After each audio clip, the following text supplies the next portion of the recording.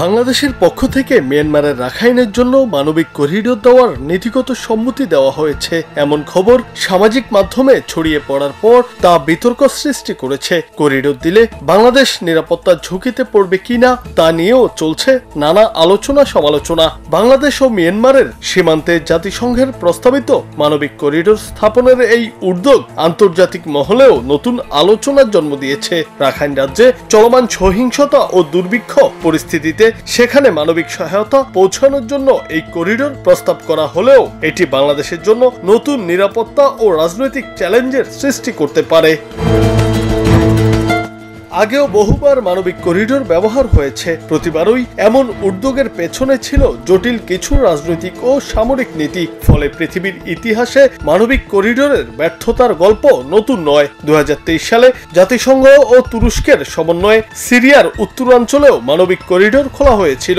এই সিদ্ধান্তটি দেশটিতে আঘাত হানা 7.8 মাত্রার ভূমিকম্পের পরিপ্রেক্ষিতে নেওয়া হয়েছিল বলে জানা যায় আন্তর্জাতিক একাধিক গণমাধ্যম থেকে। কিন্তু রাশিয়া ও তৎকালীন আসাদ সরকারের বিরোধিতার মুখে এই করিডোরগুলো বারবার বিদ্রোহী গোষ্ঠীর জন্য অস্ত্র ও রসদ প্রবেশের পথ হয়ে দাঁড়ায়। এক পর্যায়ে মানবিক করিডোর বিদ্রোহীদের ঘাঁটি হিসেবেও রূপান্তরিত হয়। ফলে তুরস্ককে 30 লাখ শরণার্থী নিজের দেশে নিতে হয়। 2022 সালে ইথিওপিয়ার ট্রাইগে অঞ্চলেও একটি মানবিক করিডোর খুলে দেয় জাতিসংঘ। কিন্তু ওই করিডোর শুরুর পরপরই দেশটির বিদ্রোহী গোষ্ঠী ট্রাইগে পিপলস লিবারেশন ফ্রন্ট সেখানকার সব সাহায্য সামগ্রী লুট করতে থাকে। এরপর সেখানে জাতিসংঘের কনভয়েও হামলার শিকার হয়। পরবর্তীতে সেই মানবিক করিডোরই অস্ত্র পাচারের রুটে পরিণত হয়। মানবিক করিডোর মূলত নিপীড়িত মানুষের সহায়তা করার উদ্দেশ্যে খোলা হলেও এটির মাধ্যমে এমন অরাজকতার ঘটনা পৃথিবীতে অনেক রয়েছে। আর এসব উদাহরণ স্পষ্ট করে যে মানবিক করিডোর নিছক সহানুভূতির রাস্তায় সীমাবদ্ধ থাকে না, বরং তা হয়ে ওঠে ভৌগোলিক নিরাপত্তা, আঞ্চলিক রাজনীতি ও সামরিক স্বার্থের এক রণক্ষেত্র। বাংলাদেশের জন্য মানবিক করিডোর এমন কিছু যে বয়ে আনবে তা নিশ্চিত করে বলা যায় না। তবে দুই দেশের সীমান্তের ইতিহাস দেখলে সহজেই অনুমান করা যায় এমন একটি করিডোর শুধুমাত্র মানবিক কাজেই থেমে থাকবে না। বাংলাদেশ যদি এই মুহূর্তে মিয়ানমারের ভেতরে মানবিক করিডোর খুলে দেয় তাহলে তা আরাকান আর্মির জন্য রসদের পথ হতে পারে, যা বাংলাদেশে বিদ্রোহী অনুপ্রবেশের ঝুঁকি বাড়াবে।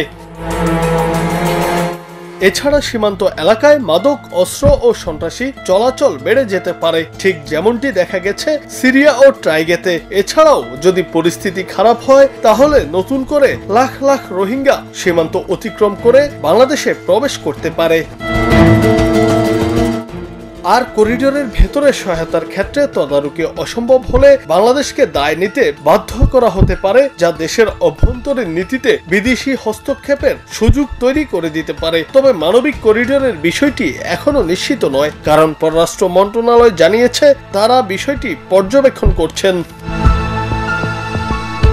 বিশ্লেষকরা বলছে মানবিক করিডোর স্নায়ুযুদ্ধ কৌশলের আধুনিক রূপ, যার মাধ্যমে দুর্বল রাষ্ট্রকে নিরাপত্তা দেওয়ার নামে বৃহৎ শক্তি দাবার গুটিতে পরিণত করে থাকে। জুনায়েদ আহমেদ, বাংলা টিভি।